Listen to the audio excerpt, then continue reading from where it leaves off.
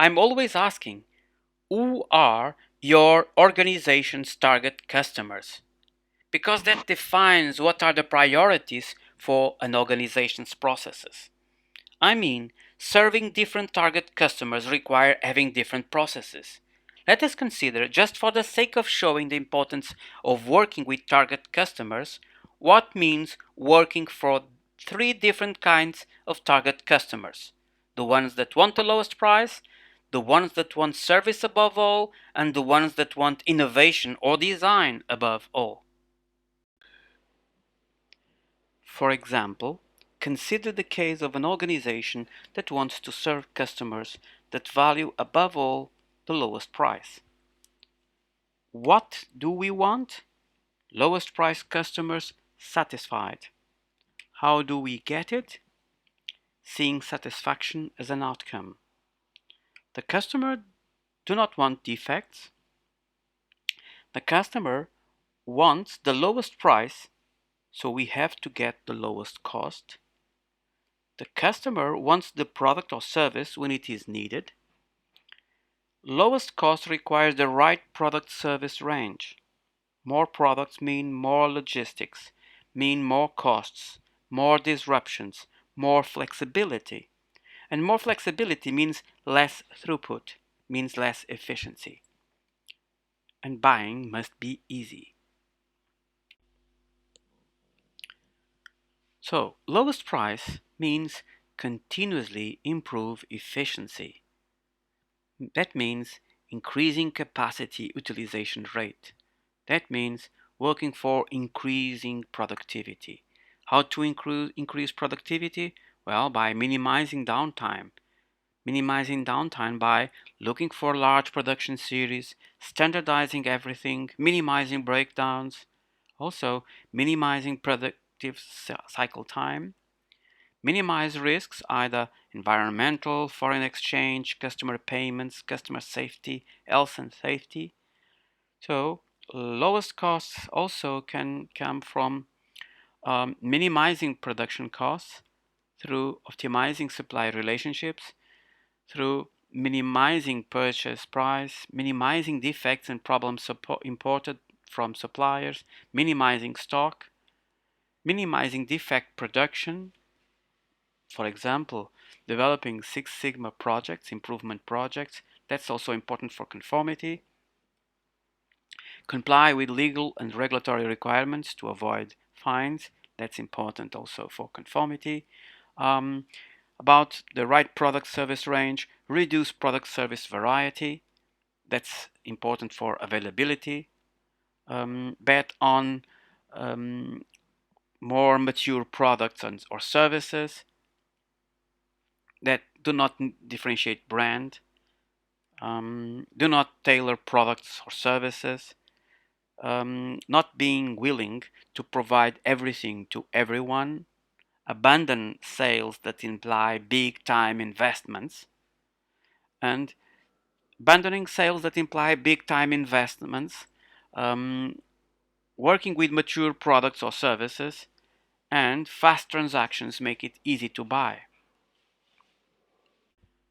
For me, a Formula One pit stop symbolizes how an organization that serves lowest price customers acts. A place for everything and everything in its place. Planning and ruthless execution. No democracy, no customer hearing. Can you imagine the mess it would be in a McDonald's kitchen if someone asked for a Big Mac with red pepper, zucchini, arugula, or feta cheese? Well, that's the problem. Focus, focus, focus, and planning and execution. So, now consider the case of an organization which focus on customers who prioritize convenience, tailor-made service. Satisfied customers value flexibility, service, and relationship. Let us see how this works. Well, we want that this kind of customers to be satisfied. So, An organization that serves customers that value above all the service develops a relationship with each customer. That relationship generates knowledge about the customer. Because the organization is flexible and because the organization generates knowledge about the customer, it creates new opportunities to serve the customer. That fosters a sense of loyalty and generates new opportunities to reinforce the relationship, new opportunities to provide service, and new opportunities to demonstrate flexibility. The customer arrives at the conclusion that this organization can do anything for them. They don't need to engage with other organizations. Service. What's behind this capability? Let us see. Once again, each topic relevant for customer satisfaction do not happen by chance. It should be the outcome of other previous choices and priorities. For this kind of customers, customers that care for service, the most important is the relationship. To promote flexibility, organizations should develop partnerships, develop modular structures, develop flexible production structures. That means being able to adjust capacity quickly and develop partnerships with suppliers. So flexibility means being able to develop customer-tailored solutions. These kind of organizations do not manufacture state-of-the-art products, do not cultivate standardization, do not produce commodities.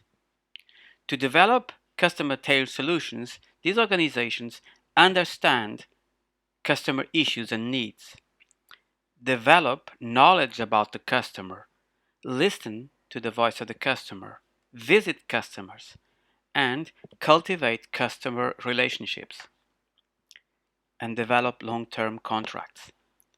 These kind of organizations look for customers who value the service, who value the relationship. These kind of organizations don't bet on single sales, don't expect to sell to everybody. Consider the case of an organization which focuses on customers who prioritize innovation, product or service characteristics. Satisfied customers value being the first to market. That means novelty, differentiation, and value superior performance. Innovation is risky with lots of pioneer problems. A strong brand connected with innovation is a must to cater this kind of customers.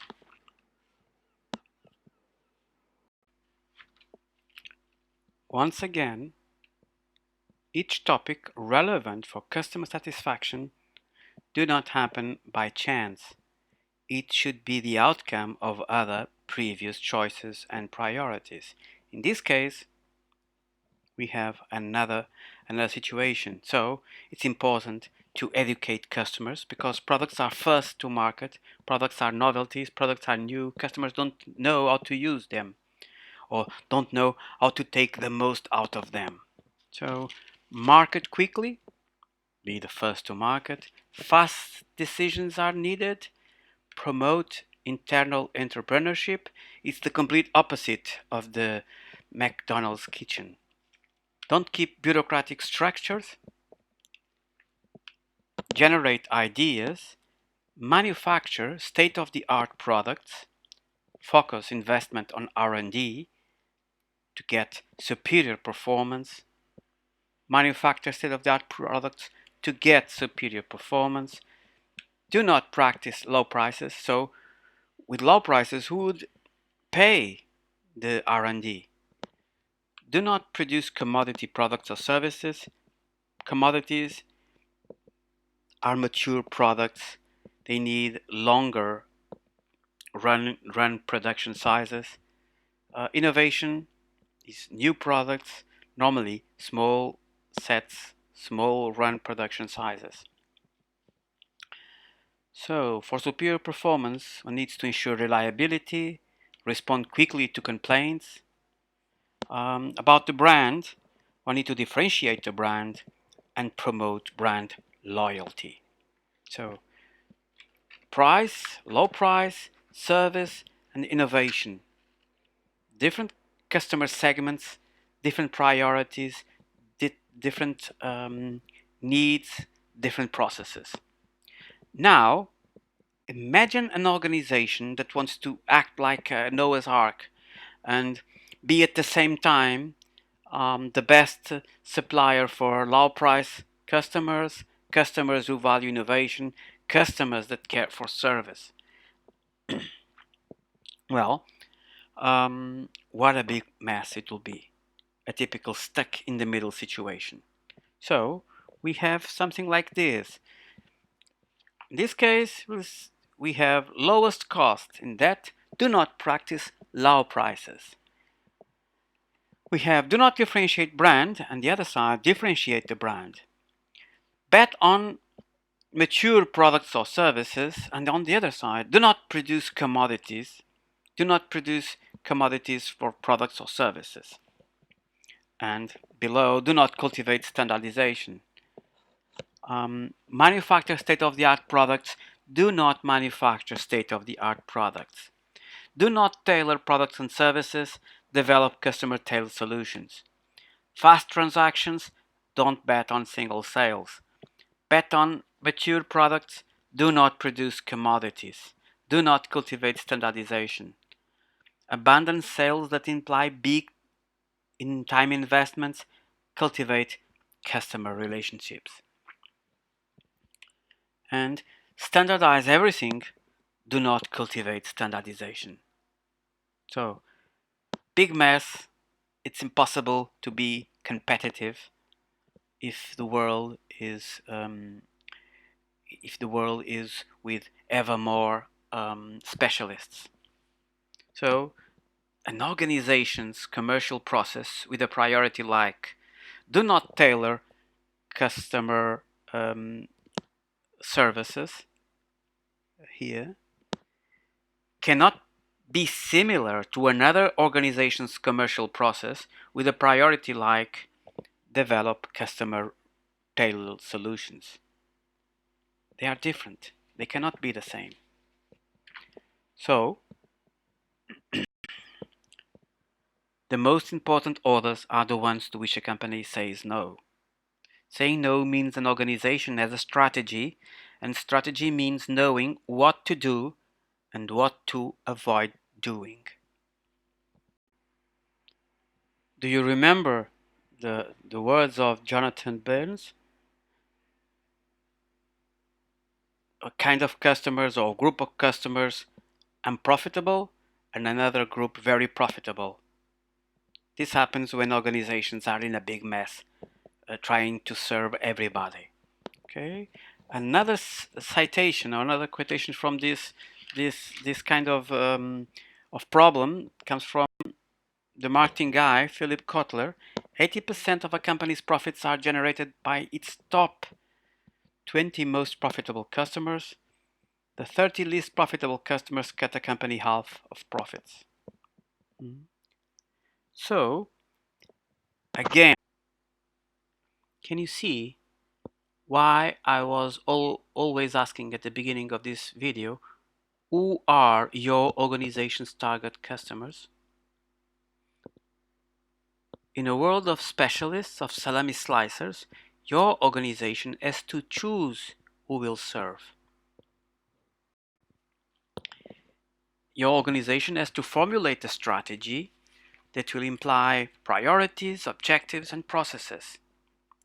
Now, can you see in your QMS how these priorities, objectives, and processes are embedded? Can you see their influence on the QMS design? Can you see this kind of topics being an issue during management review? Can you see that if your target customer wants low price above all, the most important processes are different than the ones for an organization where their target customers are the ones that want, for example, customized products and services that want a tailored solution.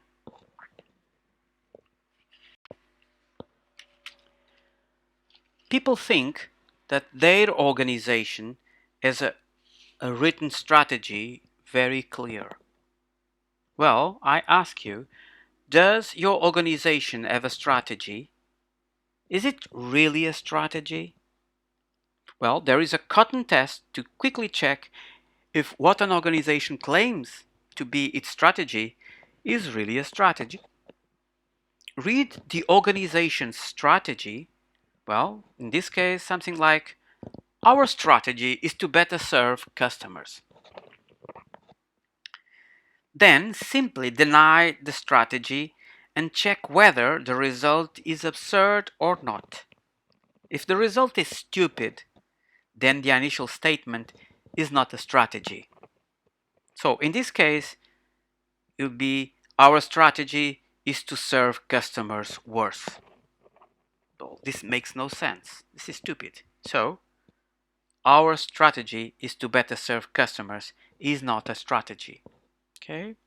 A true strategy hurts, entails sacrifices. It means knowing how to say no to many things so you can focus on other things. In my country, there is an ironic popular saying that goes like this: better to be rich and healthy than poor and unhealthy. So let us make here a matrix based on the saying. Two options, unhealthy and healthy, and two other options, poor and rich. And we can make here a matrix like this, and we can start making choices. Who wants to be unhealthy and poor? Nobody. So let's cut this option. Everybody wants to be healthy and rich, but the opposite is absurd, so this is not really an option. True strategic options require trade-offs, being healthy but poor, or being rich but unhealthy. This is what means a true strategy hurts, entails sacrifices.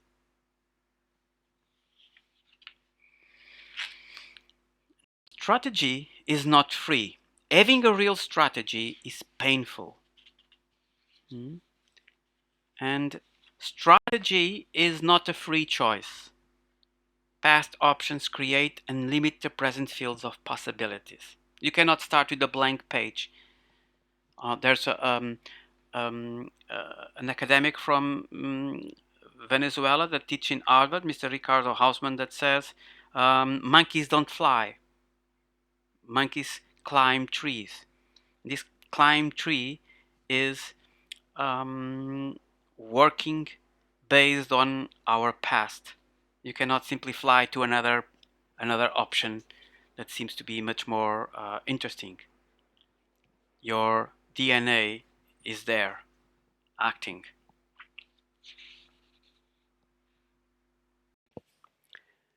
So ISO 9001 mentions strategic direction. We saw that. We tried to answer to this other question: how does strategic direction influence your organization's quality management system? Well, the question is really, is there really an influence? Is there an influence in your QMS? How does strategic direction frames your organization's quality policy, for example? Are your quality objectives aligned with the strategy?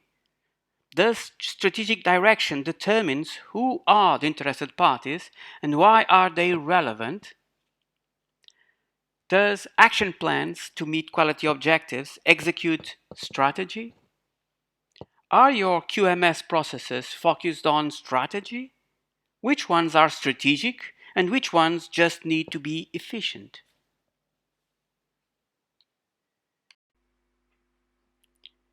if you have any questions about integrating strategic direction in your QMS, if you want to determine your organization's value proposition and integrate that with your QMS with a business vision, you can send me an email. Our next video will be about interested parties. ISO 9001-2015 mentions interested parties. I will not speak about trivial things. Again, I will make the relationship between ISO 9000, interested parties, and strategy. How does the interested parties influence your quality management system? Have you heard about business ecosystems? Well, that's the topic for video number 3.